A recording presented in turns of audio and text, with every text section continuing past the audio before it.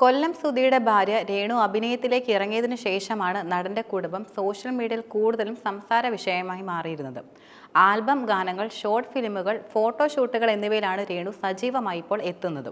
പലപ്പോഴും അഭിനയവും വസ്ത്രധാരണവും പരിധി ലംഘിക്കുന്നുവെന്നാണ് രേണുവിനെതിരെ ഉയരുന്ന പ്രധാന വിമർശനങ്ങളിലൊന്ന്. ഇപ്പോഴിതാ സുധിയുടെ മൂത്ത മകനായ കിച്ചു എന്നറിയപ്പെടുന്ന രാഹുൽ അച്ഛൻ സുധിക്കൊപ്പമുള്ള ഓർമ്മകളെക്കുറിച്ചും രേണുവിനെക്കുറിച്ചും നെഗറ്റീവ് കമന്റുകളോട് പ്രതികരിച്ചും പറഞ്ഞ വാക്കുകൾ സോഷ്യൽ മീഡിയയിൽ വൈറലാവുകയാണ്. ഒരു അഭിമുഖത്തിൽ സംസാരിക്കവെയാണ് രാഹുൽ തന്റെ ഈ പ്രതികരണങ്ങളെല്ലാം നടത്തിയത്. സുധിയുടെ അമ്മയ്ക്കും ബന്ധുക്കൾക്കും ഒപ്പമായിരുന്നു രാഹുൽ താമസിക്കുന്നത്. ചിന്നക്കടയിലെ അരീന ആനിമേഷനിലാണ് രാഹുൽ പഠിക്കുന്നത്.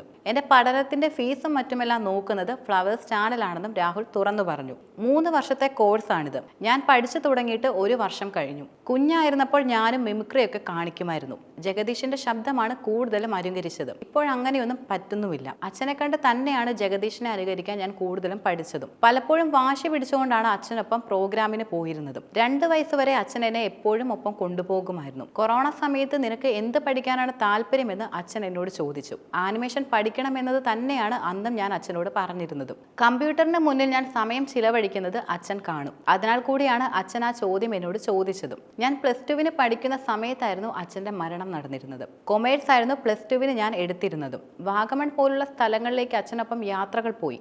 കൂടാതെ പ്രോഗ്രാമിന് പോകുമ്പോഴും ഒപ്പം പോകും. അച്ഛൻ ഒരുപാട് കാര്യങ്ങൾ സംസാരിക്കുന്ന ഒരു വ്യക്തി കൂടിയാണ്. അതിൽ ഉപദേശവും തമാശയും എല്ലാം ഉൾപ്പെടുന്നുവെന്നും രാഹുൽ തുറന്നു പറഞ്ഞു. അച്ഛൻ പറഞ്ഞതെല്ലാം എന്റെ മനസ്സിൽ ഇപ്പോഴും നിലനിൽക്കുന്നുണ്ട്. നന്നായി പഠിക്കണമെന്ന് എപ്പോഴും അച്ഛൻ പറയുമായിരുന്നു.